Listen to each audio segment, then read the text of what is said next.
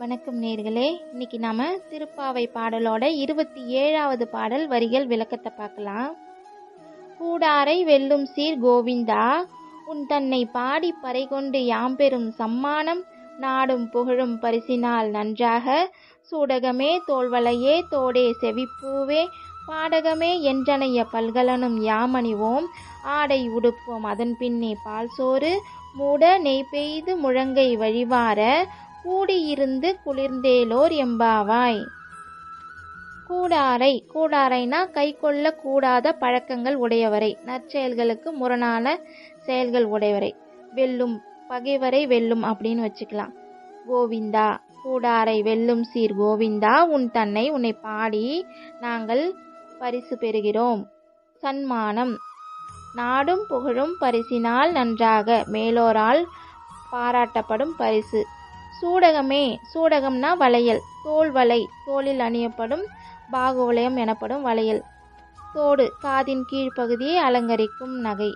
சூடகமே தோல்வளையே தோடே செவிப்பூவே, காதின் மேற்பகுதியை அலங்கரிக்கும் நகை.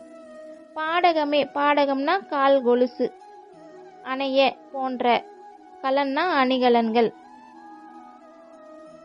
அதாவது 2வது பாசுரத்தில் நெய்யுண்ணோம் பாலுண்ணோம் நாட்காலே நீராடி மையிட்டு எழுதோம் மலரிட்டு முடியோம்னு பாடியிருந்தாங்க இல்லையா. இப்போ என்ன பண்ணுறாங்க, இந்த பாசுரத்தில் எல்லா அணிகலன்களையும் அணிஞ்சிக்கிற மாதிரி எழுதியிருக்காங்க. தன் திருவடிகளை சரண் அடையாதவர்களையும் ஆட்கொண்டு அருள் புரியும் கோவிந்தனே, உன்னை போற்றி பாடி நாங்கள் மேலான வரங்களையே யாசிக்கிறோம். எனவே எங்களின் இந்த விரதத்தை உன் அடியார்கள் அனைவரும் பாராட்டுவார்கள். உனது அருளினாலும் மேலோரின் ஆசிகளாலும் நாங்கள் மேன்மையடைவோம். அதாவது நோன்பு முடிந்ததா தெரியுது இந்த பாட்டில். நாங்கள் எங்கள் கைகளிலும் கழுத்திலும் கால்களிலும் எங்கள் உடல் முழுவதும் நகைகள் அணிந்து புத்தாடைகள் உடுத்து கொண்டு அனைவருமாக சேர்ந்து நெய் தழும்ப பால் சாதம் அருந்தி விரதத்தை நிறைவு செய்வோம் அப்படின்னு பாடியிருக்காங்க. சூடகமே தோல்வளையே தோடே செவிப்பூவே பாடகமே என்றனைய பல்கலனும் யாமணிவோம், ஆடை உடுப்போம் அதன் பின்னே பால் சோறு. ஆடையெல்லாம் உடுத்தி புத்தாடைகள்லாம் உடுத்தி அதுக்கப்புறம் பால் சோறு சாப்பிடுவோம். மூட நெய் பெய்து முழங்கை வழிவார, அதாவது அவங்க சாப்பிடும்போது அந்த நெய் அவங்களோட முழங்கை வரையிலும் வழிந்து வருதாமா. கூடியிருந்து குளிர்ந்தேலோர் எம்பாவாய். இந்த 27வது பாசுரம் ஆண்டாள் நோன்பின் நிறைவை குறிக்கிறது. இதையொட்டி மார்கழி மாதத்தின் 27ஆம் நாள் கூடாரவள்ளி அப்படின்னு கொண்டாடுவாங்க. அன்றைய தினம் வைணவர்கள் சர்க்கரை பொங்கல் உண்டு ஆண்டாளின் விரத நிறைவை மகிழ்ச்சியுடன் நினைவு கூறுவார்கள். இந்த சர்க்கரை பொங்கலுக்கு கூடாரை வெல்லும் சீர் சர்க்கரை பொங்கல் அல்லது கூடாரை பொங்கல் அப்படின்னு பெயர். இதனால இந்த பாசுரத்துக்கு சர்க்கரை பொங்கல் பாட்டு அப்படின்னு கேலி பெயரும் உண்டு. புத்தாடை உடுப்போம் அப்படின்றது விலை உயர்ந்த பட்டாடை உடுப்பதாகவும் சொல்லலாம். அவன் உடுத்து களைந்த ஆடைகளை மட்டுமே உடுப்போம் என்பது உரையாசிரியர்கள் தரும் விளக்கம். ஆண்டாள் வர்ணிக்கும் நகைகளும் சாதத்தை மூடும் அளவு சொரியப்படும் நெய் முழங்கை வழிவார முதலிய வர்ணனைகளும் தேசத்தின் செழிப்பை குறிக்குது. மாடு என்றாலே செல்வம் என்றுதான் பொருள். பால் நெய் முதலியவற்றை செல்வத்தின் வெளிப்பாடுகளே. கூடியிருந்து குளிர்ந்து, விரதம் அல்லது நோன்பு என்பது புலனடக்கம். அதில் உணவு கட்டுப்பாடுகள் ரொம்ப முக்கியம். விரதம் நிறைவேறும் போது சமுதாயத்தில் பலரை வீட்டுக்கு அழைத்து விருந்தளிப்பது காலம் காலமாக இருந்து வரும் நம்மளோட மரபு. இதுவே கூடியிருந்து உண்பது. விரதம் என்பது தவத்துக்கு ஒப்பானது. தவம் என்பது வெம்மையானது. எனவே விரத நிறைவு குளிர்ச்சியானது.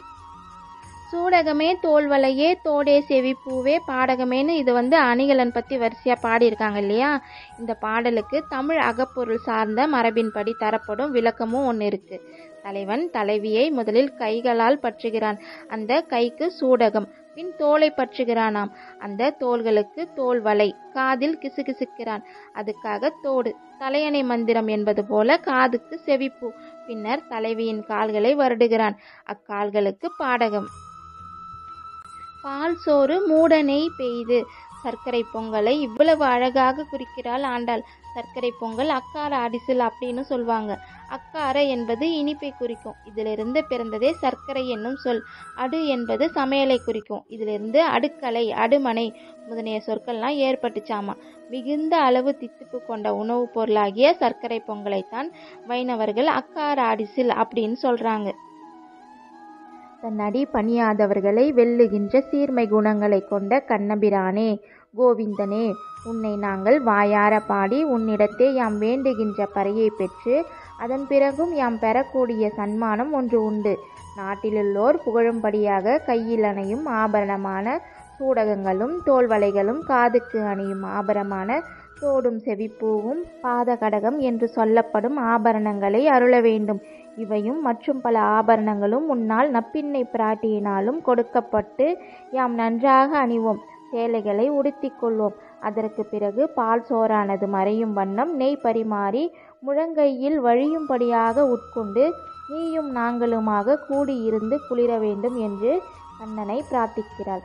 இந்த காணொளி உங்களுக்கு பிடிச்சிருந்ததுன்னா விரும்புங்கள், பகிருங்கள், மறக்காமல் உங்களோட ஆதரவை தெரிவியுங்கள். அதாவது சப்ஸ்கிரைப் பண்ணுங்க. நன்றி. வாழ்க தமிழ். ஆண்டாள் திருவடிகளே சரணம்.